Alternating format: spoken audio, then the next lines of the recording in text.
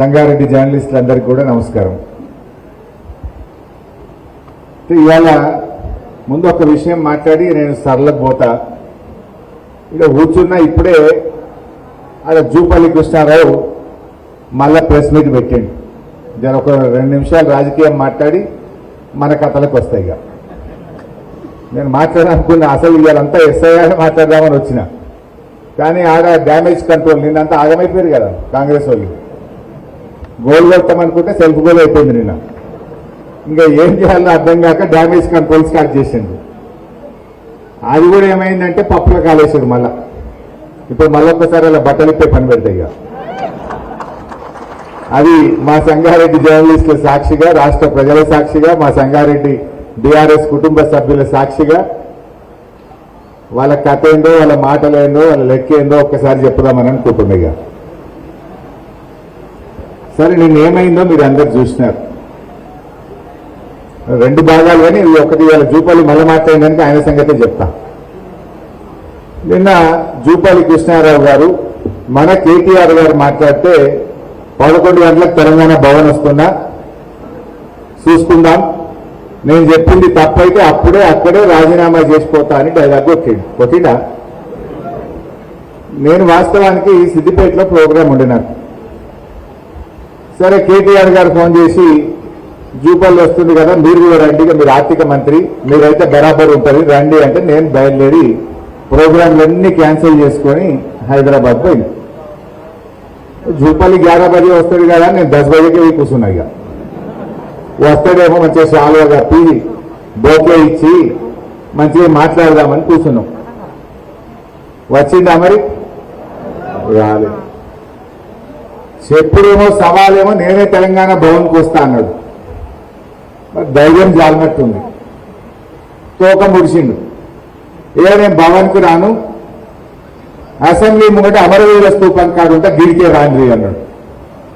సరే నువ్వు మాట మార్చినావు, తోక ముడిచినావు, కానీ మేమెందుకు పోతాం? మంచిదని బయలుదేరాను నేను. ఇక బయట మంచిది వస్తున్న గన్ పార్క్ కానీ బయలుదేరితే పోలీసు వాళ్ళని అడ్డం పెట్టి అరెస్ట్ చేసి నన్ను తీసుకుపోయి పోలీస్ స్టేషన్లో పెట్టారు.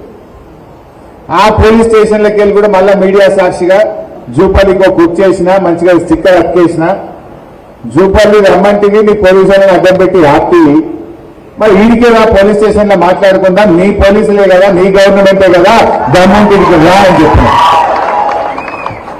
వచ్చిందా? రాలే. అంటే రాకుండా మళ్ళీ ఇప్పుడు ఒక ఉత్తరం రాసింది. ఆ ఉత్తరం రాసి నాకు వాట్సాప్లో పెట్టిండు ఫోన్లో. చదివిన అలా కూర్చొని గదే చదువుతుంటే అప్పటి నుంచి ఆ ఉత్తరం చదివిన. ఇక ఆ ఉత్తరం ఏందో, ఆ కథ ఏందో, ఆయన సంగతి ఏందో ఒక్కసారి మీ ముగ్గురు చెప్దామని అనుకుంటున్నా. ఇక సరే నిన్నేమైందో మీకు తెలుసు. ఆయన పూటకో సవాలు, రోజుకో అడ్రస్. మొదలేమో నేనే భవన్కి వస్తున్నా అన్నాడు, మళ్ళీ ఏమో లేదు అమరవీర స్తూపం అన్నాడు, మళ్ళీ ఇప్పుడేమో సోమాజిగూడ ప్రెస్ క్లబ్ అంటుండు. అంటే పూటకో సవాలు, రోజుకో అడ్రస్ లెక్క ఉంది ఇవాళ ఆ జూపల్లి కృష్ణారావు సంగతి. సరే ఆ జూపల్లి కృష్ణారావు మొదలేమో కేటీఆర్ రా, నువ్వు హరీష్ రావు నువ్వు రా అన్నాడు. మేము వచ్చిన రోజు ఏంటో నేనేమన్నాడు, నువ్వు కాదు కేసీఆర్ రావాలి అన్నాడు. మేము వచ్చిన రోజు అంటే కేసీఆర్ రావాలన్నాడు. మళ్ళీ ఇప్పుడు మళ్ళీ మాట మార్చుతుండు. ఇవన్నీ ఇంకో మాట అన్నాడు నిన్న, నేను చాలా సీనియర్, 5 ముఖ్యమంత్రుల దగ్గర పనిచేసిన ఈ కేసీఆర్ హరీష్ రావు కేటీఆర్ హరీష్ రావు వస్తానా, నేను రాను కేసీఆర్ వస్తానే వస్తాను తప్పించాడు. అంటే ధైర్యం జాలలే. 5 దగ్గర పనిచేసిన నేను చాలా సీనియర్ మంత్రి అన్నాడు. నీ సీనియర్ కథ ఏందో, నీ కథ ఏందో ఇప్పుడు చెప్తా. ఇక ఉత్తరం రాసింది, నాకు ఉత్తరం వాట్సాప్లో వచ్చింది. మీరు జరగాల భయ్, మొత్తం స్క్రీన్ ఎవరు అడ్డం ఉండదు, స్క్రీన్లో చూపిస్తాను సంగతి. ఉత్తుత్త మాటలు చెప్పా, ఒక వీడియో చూపించి చెప్తా. ఇక బట్టలు ఇప్పాలి జల్లి, మొత్తం జరగలేదు కూడా, మీరు కూడా జరగాల భయ్. అరే జరగలేదు, స్క్రీన్కి అడ్డం కనవుతారు, గన్నులు గిన్నెలు అంతా జరగాలి. ఇది మనం చూసింది కాదు, మొత్తం తెలంగాణ చూడాలి.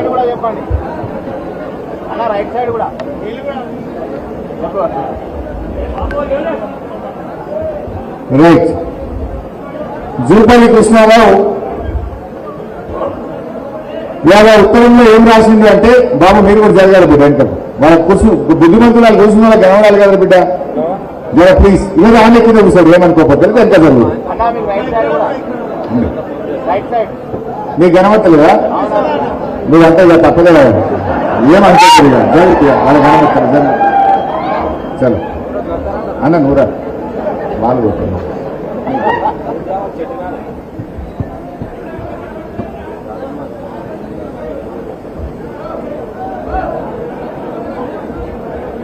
రైట్ రైట్ బిడ్డ ప్లీజ్ కోఆపరేట్ చేయండి మంచిగా నాలుగు మనసు తెచ్చుకోండి నాకు ఉత్తరం రాసింది ఆ ఉత్తరంలో ఏం చెప్పిందంటే కాంగ్రెస్ గవర్నమెంట్ వచ్చిన ఇన్ని రోజుల పాటు ఆయన చాలా సీనియర్ మంత్రి 5 దగ్గర పనిచేసిండు మొత్తం కాంగ్రెస్ ప్రభుత్వం ఏర్పడిన నాటి నుంచి ఇవాళటి వరకు కాంగ్రెస్ గవర్నమెంట్ చేసిన అప్పు 1,77,058 కోట్లు అని చెప్పిండు జూపల్లి ఉత్తరం చూపిపోయి నాకు రాసింది ఇది జూపల్లి నాకు రాసిన ఉత్తరం డిసెంబర్ నుంచి 2026 జూన్ వరకు కాంగ్రెస్ ప్రభుత్వం కొత్తగా తీసుకున్న అప్పుల విలువ 1,77,058 కోట్లు మాత్రమే. సరే అదే కాలంలో బీఆర్ఎస్ ప్రభుత్వం చేసిన అప్పులు అసలు కలిపి 2,681 కట్టినాయి అన్నాడు. ఇది జూపల్లి ఉత్తరం నాకు వాట్సాప్ లో ఉన్న ఉత్తరమే ఇప్పుడు అది పంపించి స్క్రీన్ మీద పెట్టినా. ఎంత అప్పు చేసిందంటే కాంగ్రెస్ ఎంత 1,77,058 కోట్లు అని జూపల్లి నాకు ఇవాళ ఇప్పుడు రాసిన ఉత్తరం. ఇప్పుడే నా ఫోన్లో ఉన్నది, ఆ ఫోన్లోకి వెళ్ళి తీసి పెట్టినా. ఇక నేను రిజర్వ్ బ్యాంక్ ఆఫ్ ఇండియా రాష్ట్ర ప్రభుత్వం చాలా రకాల అప్పులు చేసింది. టీజీఐసి అప్పు చేసింది, హెచ్ఎండిఎల్ అప్పు చేసింది, భూములు అమ్మింది, సివిల్ సప్లైస్ కార్పొరేషన్ లో తెచ్చింది, ట్రాన్స్కోలో తెచ్చింది, డిస్కామ్ లో తెచ్చింది. అవన్నీ లెక్క తీస్తే 4.5 लाख కరోడ్ అవుతుంది. కానీ అఫీషియల్ గా రిజర్వ్ బ్యాంక్ ఆఫ్ ఇండియా నుంచి తెచ్చిన అప్పులు ఒక్కసారి చూపిస్తే అది చూపి బాబు. అంటే రాష్ట్ర ప్రభుత్వం రిజర్వ్ బ్యాంక్ ఆఫ్ ఇండియా నుంచి ఏ రోజు ఎన్ని అప్పులు తెచ్చింది పెద్దగా చేసి కింది కానీ పైకి పోతా ఉందాం. ఏ రోజు డైలీ డేట్ వైజ్ తెచ్చినాయి. జర పెద్దగా పెద్దగా అవుతుందా? స్క్రీన్ పెద్దగా అయితే కాదా? ఓకే. ఫస్ట్ చూడండి, డిసెంబర్ 12, 2023 అంటే కాంగ్రెస్ వచ్చింది డిసెంబర్ 7, 2023. డిసెంబర్ 12, 2023 నాడు 500 కోట్లు. డిసెంబర్ 19, 2023 నాడు 500. ఇది పైకనిగా అట్లా ఒక్కొక్క డేట్ మొత్తం తెచ్చుకుంటూ లాస్ట్ అప్ ఎప్పుడు వచ్చింది? జూన్ 30, 2026. ఇవాళ ఎంత డేటు? జూలై 3 తారీఖు.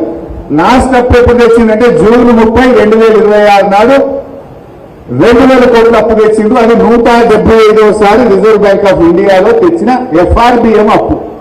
మొత్తం కూడితే ఎంత కనబడుతుందా? 1,86,067 కోట్లు. ఇది నాది statement. Reserve Bank of India మీరెవ్వరు పోయి గూగుల్లో పెట్టినా తెలంగాణ ప్రభుత్వం తెచ్చిన అప్పు రిజర్వ్ బ్యాంక్ ఆఫ్ ఇండియా ద్వారా ఎఫ్ఆర్బిఎం అప్పు ఎంత అని గూగుల్ అడిగినా, Reserve Bank of India website పోయి చూసినా ఎంతుంది అప్పు? 1,86,087 కోట్లు. మరొకసారి చూపని పెట్టు.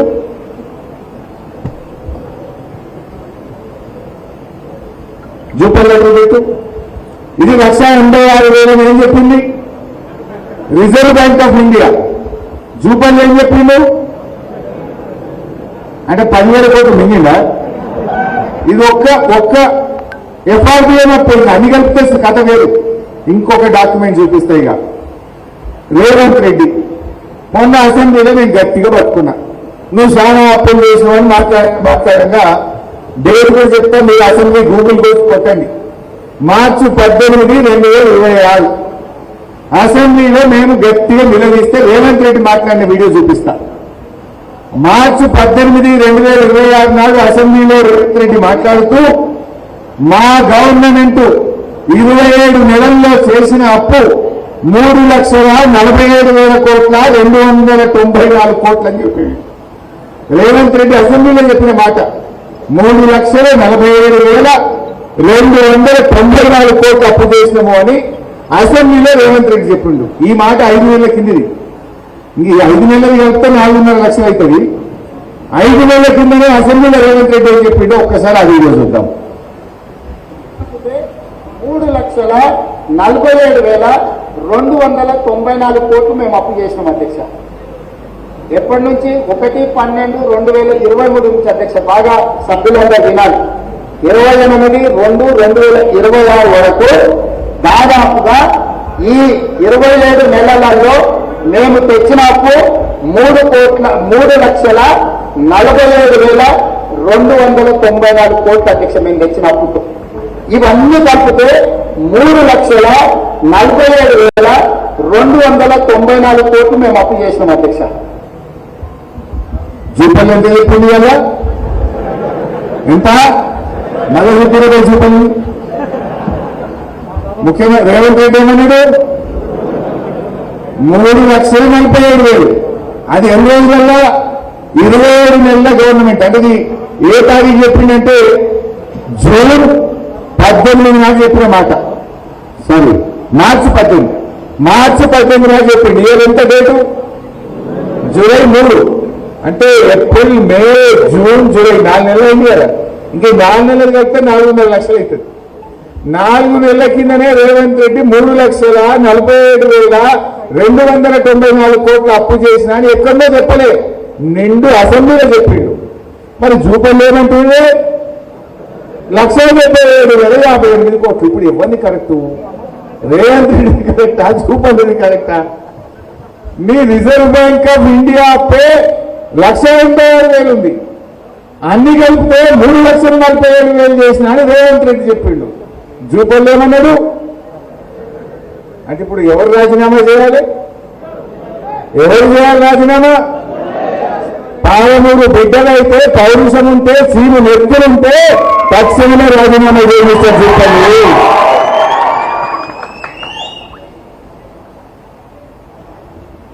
ఇక అసలు విషయానికి వస్తా. ఇది దొరికిందా ఇప్పుడు?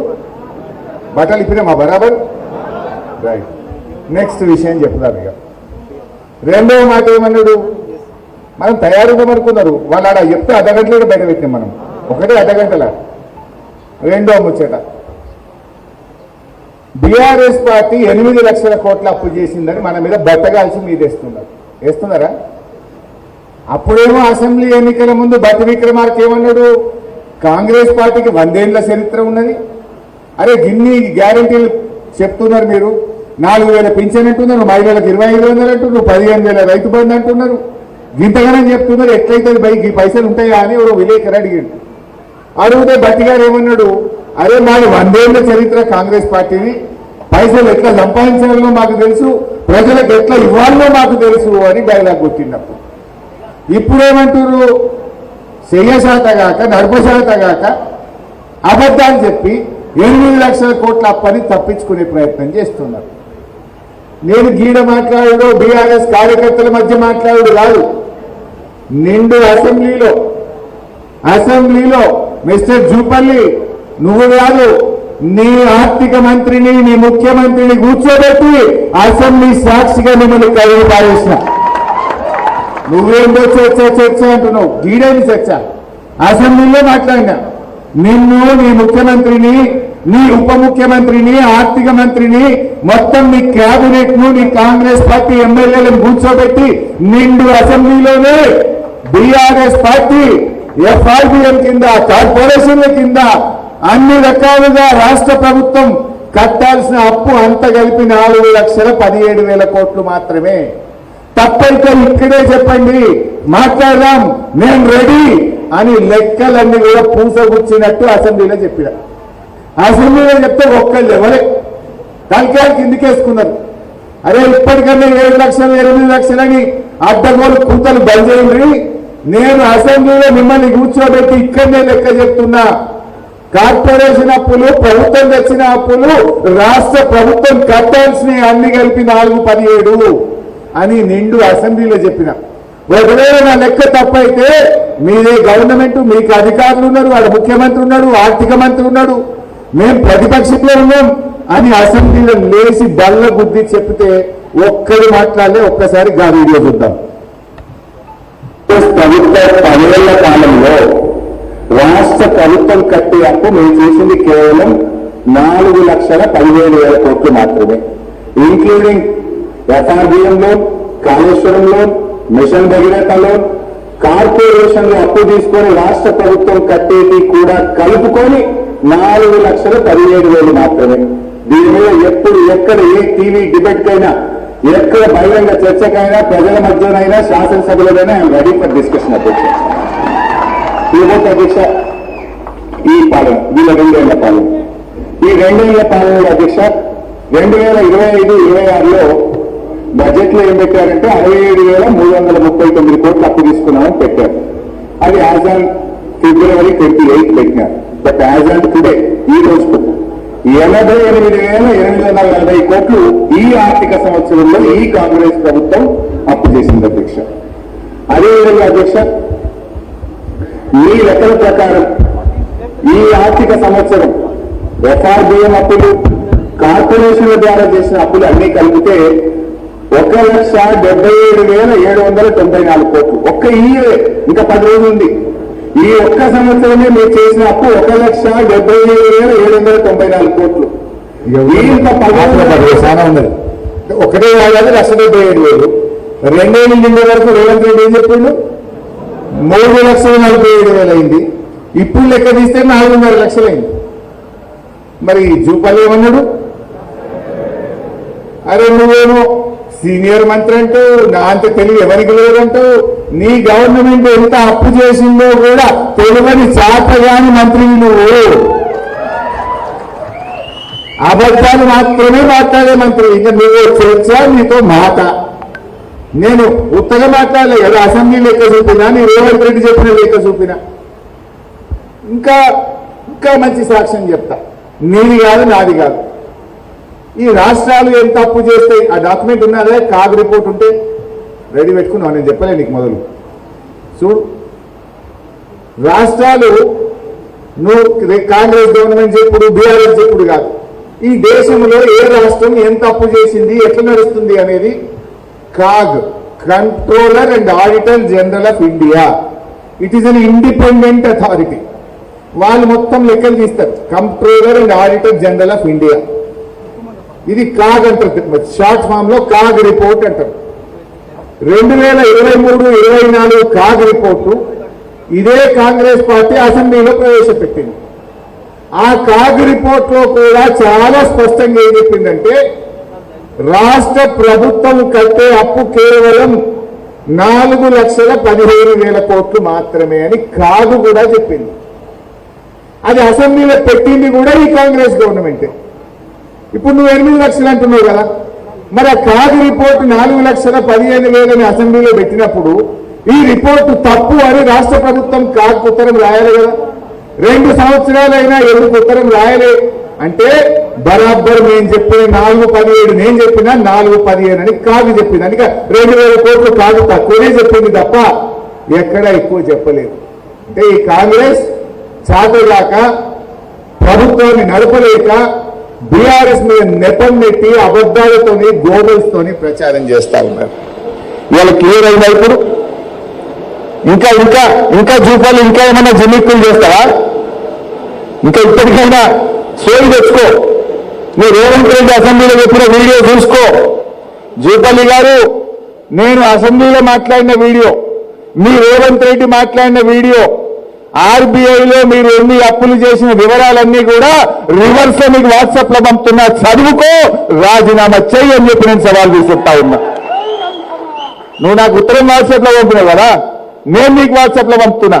నేను అసెంబ్లీలో మాట్లాడిన వీడియో పంపుతా, రేవంత్ రెడ్డి అసెంబ్లీలో ఎన్ని అప్పులు చేసిండో పంపుతా, రిజర్వ్ బ్యాంక్ ఆఫ్ ఇండియాలో ఏ రోజు ఎంత అప్పు నీ గవర్నమెంట్ తెచ్చిందో కూడా నీకు పంపుతున్నా. చదువుకో, చీమునెత్తుడుంటే రాజీనామా చేయమని చెప్పి నేను సవాల్ విసురుతా ఉన్నా.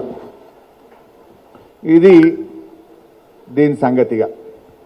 ఇక మన దగ్గరకు వచ్చేద్దాం. ఇక సరిపోయింది ఇది, ఇంకా చెప్పాలా? ఇవాళ ఎస్ఐఆర్ మీద మనం మీటింగ్ పెట్టుకున్నాం. ఏంది అసలు ఎస్ఐఆర్ ఏంది, ఏం చేయాలి మనం? Special intensive revision of votes. ఇలా మనందరం కూడా విన్నాం, పేపర్లలో చదివాం. బెంగాల్లో 90 లక్షల ఓట్లు తీసేస్తే దీదీ ఓడిపోయింది. అదేవిధంగా తమిళనాడులో లక్షలాది ఓట్లు తీసేస్తే ఫలితాలు తారుమారైనాయి. అస్సాంలో లక్షల ఓట్లు తీస్తే ఫలితాలు తారుమారైనాయని మనం వింటా ఉన్నాం. మరి మనం కూడా అట్లా అయిదామా? అలర్ట్గా ఉండి యాక్టివ్గా ఉండి మన బీఆర్ఎస్ పార్టీని బలోపేతం చేసుకుందామా అన్న దానికే ఈ ఎస్ఐఆర్ మీటింగ్. ఏంటి ఎస్ఐఆర్ ఏంది? ఏం భయపడేది కూడా ఏమీ లేదు, సింపుల్. ఇలాంటి ఎన్యూమరేషన్ ఫామ్లు మీకు ఇంటింటికి ఈ ఎన్యూమరేషన్ ఫామ్లు ఇచ్చారు. ప్రతి ఒక్కరికి 2 ఎన్యూమరేషన్ ఫామ్స్ ఎవరిస్తారు? Booth level officer. Booth level officer అంటే ఎవరు? గ్రామాల్లో అంగన్వాడీ టీచర్, సదాశివపేట సంగారెడ్డి పట్టణం అయితే మన ఆర్పీలు, మెప్మాలో ఉండేటువంటి ఆర్పీలు ప్రతి ఇంటికి 2 ఫాములు తెచ్చిస్తారు. ఇలా పెద్ద విషయం ఏం లేదు. ఇక్కడ ఎడం వైపు ఒక కాలం ఉంది, కుడివైపు ఒక కాలం ఉంది. ఏంటి 2 ఎందుకున్నాయి అంటే 2002లో ఓటు హక్కు ఉన్న వాళ్ళు ఎడం వైపు నింపాలి, 2002లో ఓటు లేని వాళ్ళు ఈ కుడివైపు అప్లికేషన్ ఫామ్ నింపాలి. ఎందుకు మరి అసలు ఈ 2002 ఎందుకు వచ్చింది? ఈ ఎస్ఐఆర్ అనేది కొత్తది కాదు. భారత రాజ్యాంగంలోనే ప్రతి 20 సంవత్సరాలకు ఒక్కసారి స్పెషల్ ఇంటెన్సివ్ రివిజన్ అనేది జరపాలని నిర్ణయించింది. పోయినసారి 2002లో జరిగింది. ఇది 2002లో ఎస్ఐఆర్ జరిగింది. అందువల్ల 2002లో ఎస్ఐఆర్లో నీ ఓటు ఉన్నదంటే నువ్వు బరాబరే అని చెప్పి ఎక్కువ ఆలోచించకుండా సీదా ఓటు ఓకే చేస్తారు. అందుకోసం ఆ 2002లో ఉన్న వాళ్ళు ఎడం వైపు నింపవలను. మరి కుడివైపు ఏంది? ఇప్పుడు 2002లో పుట్టిన పిల్లగాడు ఇవాళ 2026 అంటే 24 ఏళ్ళ వయసు ఉంటుంది. ఆయనకు కూడా ఓటు హక్కు వచ్చింది కదా.